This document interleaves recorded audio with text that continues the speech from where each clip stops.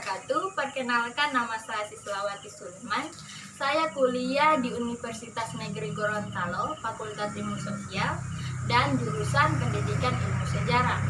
Saya di sini untuk memenuhi tugas pluralisme dan yang diberikan oleh dosen Bapak Andris Kamalae, SPD, dan AJP.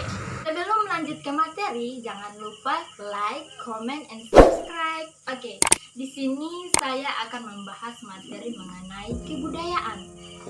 Kebudayaan.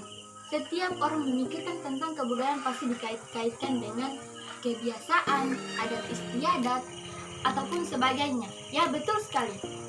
Kebudayaan adalah keseluruhan dari sebuah pengertian, pengetahuan, hukum, moral, adat istiadat, dan kebiasaan lainnya. Seperti itu. Itulah kebudayaan yang bisa diartikan secara umum. Tapi di sini saya akan mengartikan kebudayaan secara eksistensi, simbol, dan makna. Tapi lebih spesifiknya di sini saya akan membahas mengenai kebudayaan yang berada di Yosonegoro. Yosonegoro tersendiri berada di Kabupaten Gorontalo, lebih tepatnya di Kecamatan Limboto Barat. Yosonegoro sendiri biasa dikenal oleh warga sekitar sebagai sebutan Kampung Jawa. Orang lebih kenal Yosonegoro sebagai Kampung Jawa. Kenapa disebut Kampung Jawa? Karena dominan masyarakat yang berada di Yosonegoro tersebut adalah mayoritas orang Jawa, atau mereka menggunakan bahasa Jaton atau perpaduan dari Jawa Tondano, seperti itu. Yosonegoro sendiri diambil dari memiliki arti tersendiri, seperti Yoso artinya membangun, negeri artinya negara. Jadi Yosonegoro bila digabungkan adalah membangun negeri. Yosonegoro tidak terlepas dari dua peran tokoh yang membangun Yosonegoro tersebut, yaitu Kiai Mojo dan Om Kesasi. Mereka menghadap kepada bupati untuk meminta lahan untuk bertempat tinggal, tapi tidak sesuai dengan apa yang mereka minta. Tanah yang bupati kasih itu bisa dibilang lahan yang kering dan cukup tandus, sehingga masyarakat dari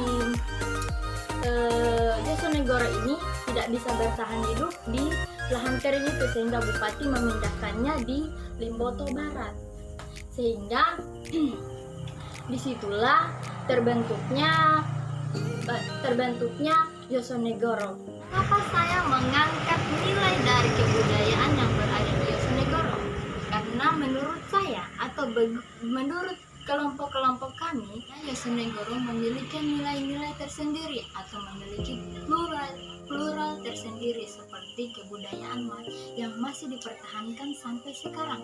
Contohnya seperti rumah panggung, seperti kentongan, seperti ketupat, dan lain sebagainya.